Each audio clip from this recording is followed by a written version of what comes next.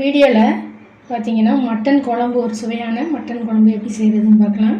ரொம்ப ஈஸியாக எல்லாருமே நம்ம செய்யலாம். அந்த அளவுக்கு ரொம்ப டேஸ்டியாகவும் இருக்கும். இந்த மெத்தடில் செய்கிறது எப்படின்னு பார்க்கலாம். இப்போ பார்த்தீங்கன்னா ஒரு 1/2 கிலோ மட்டன் வாங்கி எலும்பும் கறி ரெண்டுமே கலந்து வாங்கியிருக்கேன். நல்லா சுத்தம் பண்ணி மஞ்சத்தூள் பார்த்தீங்கன்னா 1 ஸ்பூன் மஞ்சத்தூள் போட்டு எடுத்து வச்சுருக்கேன். குக்கரில் எடுத்து வச்சுருக்கேன். இப்போ குக்கரில் தான் இதை வேக வைக்க போகிறோம். கூடவே பார்த்தீங்கன்னா இஞ்சி பூண்டு பேஸ்ட்டு சேர்த்துக்கலாம். 1 ஸ்பூன் இஞ்சி, 1 ஸ்பூன் பூண்டு, ரெண்டையுமே சேர்த்து நல்லா கலந்து விட்டுக்கோங்க.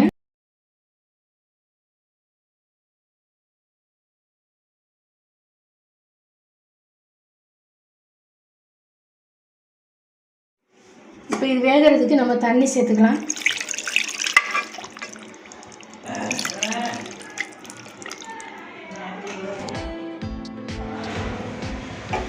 இப்போ ஸ்டவ் ஆன் பண்ணி நம்ம மட்டன் குக்கரில் வேக வச்சிடலாம்.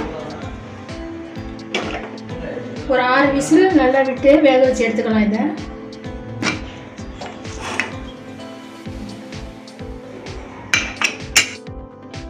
இப்போ ஸ்டவ் ஆன் பண்ணி நான் ஒரு பெரிய பாத்திரம் வச்சுருக்கேன். இப்போ ஆயில் சேர்த்துக்கலாம். ஒரு 3 ஸ்பூன் ஆயில் சேர்த்துக்கோங்க.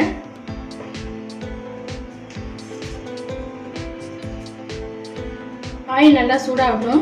இதில் சின்ன வெங்காயம் பார்த்தீங்கன்னா ஒரு கைப்பிடி அளவுக்கு குழம்புல சேர்த்து வதக்கிறதுக்கு நான் எடுத்து வச்சுருக்கேன். லாஸ்ட்டாக பார்த்தீங்கன்னா கொஞ்சமாக நான் தாளிக்கிறதுக்கு கொஞ்சம் சின்ன வெங்காயம் எடுத்து வச்சுருக்கேன். மொத்தமாக இது 100 சின்ன வெங்காயம். சின்ன வெங்காயம் சேர்த்திங்கன்னா இந்த குழம்பு ரொம்ப ருசியாக இருக்கும். இப்போ நான் இன்னும் நல்லா சூடாகிடுச்சு.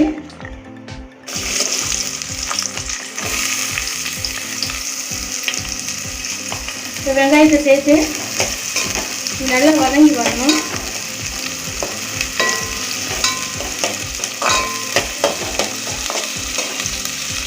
பெரிய வெங்காயமும் சேர்த்துக்கலாம். ஆனால் பெரிய வெங்காயத்தை விட சின்ன வெங்காயம் சேர்த்திங்கன்னா மட்டன் குழம்பு ரொம்ப ருசியை கொடுக்கும்.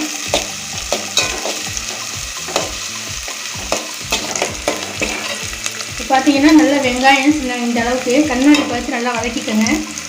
வதங்கின பிறகு 1 ஸ்பூன் இஞ்சி பூண்டு பேஸ்ட்டு சேர்த்துக்கோங்க. நம்ம கறி வேக வைக்கிறப்பே வேறு இஞ்சி பூண்டு பேஸ்ட்டு நம்ம சேர்த்துருக்கோம். இப்போ இஞ்சி பூண்டு பேஸ்ட்டு சேர்த்த பிறகு அடுப்பை சிம்மில் வச்சு பச்சை ஸ்மெல் போகிற அளவுக்கு நல்லா வதக்கிடுங்க.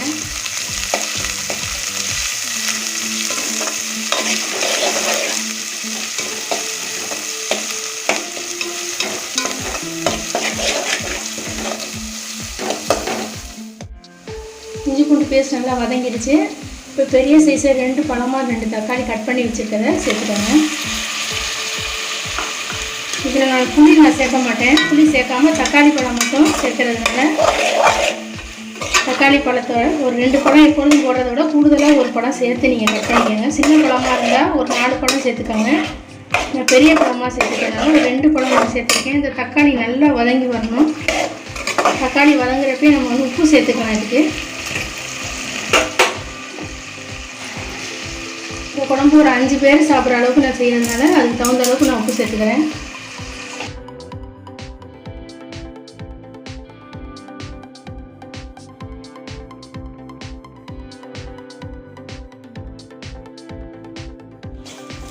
தக்காளி பழம் நல்லா கரைஞ்சி வதங்கிடுச்சு பாருங்கள். இந்த அளவுக்கு வதக்கிக்கோங்க. இப்போ இது கூட பார்த்தீங்கன்னா மிளகாய்த்தூள், மல்லித்தூள் நம்ம சேர்த்துக்கலாம். இது தனி மிளகாய்த்தூள் ஒரு 5 ஸ்பூன் காரத்துக்கு தகுந்த மாதிரி எடுத்து வச்சுருக்கேன். அதே மாதிரி மல்லித்தூள் ஒரு 3 ஸ்பூன். அதை சிம்மில் அடுப்பில் வச்சு இதை 2 நிமிஷம் நல்லா வதக்கிக்கோங்க. இது கூடவே மட்டன் மசாலா சேர்த்துக்கலாம். ஒரு 2 ஸ்பூன் சேர்த்துக்கோங்க. இந்த ஸ்பூனில் ஒரு 2 ஸ்பூன். அடுப்பை குறைச்சி வச்சு இது ஒரு 2 நிமிஷம் நல்லா இதையும் வதக்கிக்கோங்க.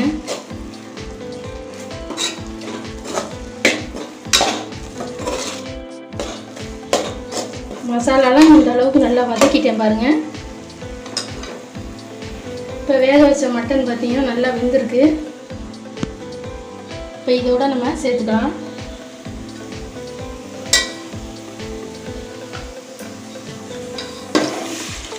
தண்ணியோட சேர்த்துக்கோங்க. வேக வச்சு தண்ணியோட சேர்த்துக்கோங்க.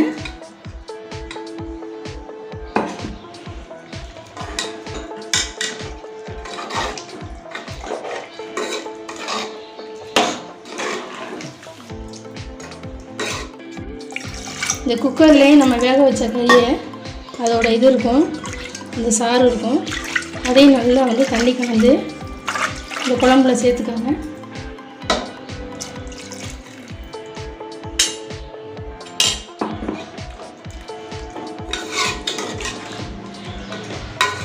நமக்கு எவ்வளோ குழம்பு தேவையோ அந்த அளவுக்கு நம்ம வைக்கிறதுக்கு தண்ணி குழம்பு கொஞ்சம் சேர்த்துக்கலாம். தண்ணி சேர்த்து நல்லா கலந்து விட்டுக்கோங்க. உப்பு சரியாக இருக்கான்னு இந்த சமயத்தில் பார்த்துக்கோங்க. உப்பு பத்தலைன்னா கொஞ்சம் சேர்த்துக்கோங்க. அடுப்பு மீடியம் ஃப்ளேமில் வச்சு ஒரு தட்டு போட்டு மூடி ஒரு 10 நிமிஷம் நல்லா கொதிக்க வச்சிடலாம். ஒரு மிக்ஸி ஜார் எடுத்துக்கோங்க. ஒரு 1/4 மூடி தேங்காயை கட் பண்ணதை இதில் சேர்த்துக்கோங்க. கூடவே ஒரு 1/2 ஸ்பூன் சோம்பு சேர்த்துக்கோங்க. தண்ணி சேர்த்து இதை நைஸாக அரைச்சிக்கோங்க. ஒரு 10 நிமிஷமாக நல்லா மசாலாலாம் சேர்ந்து மட்டனில் நல்லா வந்து கொதிச்சிட்டு இருக்கு பாருங்கள். ஏற்கனவே நம்ம வேக வச்ச மட்டனில் இந்த மசாலாலாம் சேர்கிறதுக்காக ஒரு 10 நிமிஷம் இந்த மாதிரி கொதிக்க வச்சுருங்க. இப்போ இது கூட பார்த்திங்கன்னா தேங்காய் அரைச்சதை இதோட சேர்த்துக்கலாம்.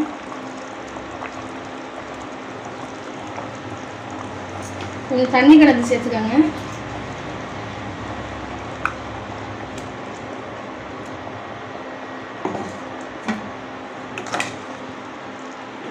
இப்போ கலந்து விட்டு இது ஒரு 5 நிமிஷம் தேங்காய் சேர்த்து நல்லா கொதித்து வரட்டும்.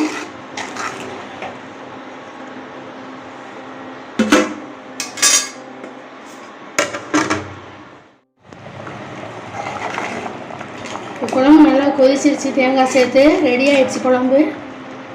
இப்போ இதை இறக்கிடலாம். இப்போ இறக்கிறதுக்கு முன்னாடி கடைசியாக நம்ம கொத்தமல்லி தழை இதோட சேர்த்துடலாம்.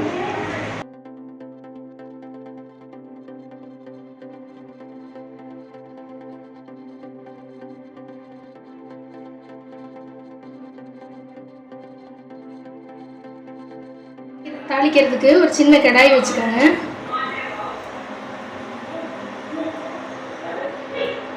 ஒரு ஸ்பூன் ஆயில் சேர்த்துக்கோங்க.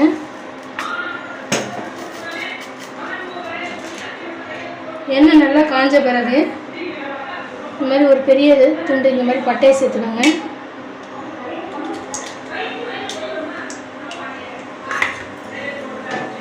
ஒரு 6-7 கிராம்பு, ஒரு சோம்பு ஒரு 1/2 ஸ்பூன் சேர்த்துக்கோங்க. சோம்பு நல்லா பொரிஞ்சோன்னா கருவேப்பிலை ஒரு கொத்து சேர்த்துக்கோங்க. பொடியாக கட் பண்ண சின்ன வெங்காயம் சேர்த்துக்கோங்க.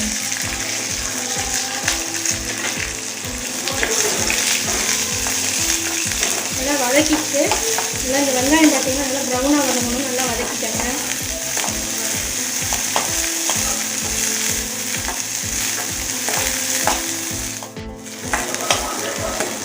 வெங்காயம் நல்லா இந்த அளவுக்கு வதக்கியாச்சு. அடுப்பை ஆஃப் பண்ணிடுங்க. இப்போ மட்டன் குழம்போட இதை சேர்த்துருங்க.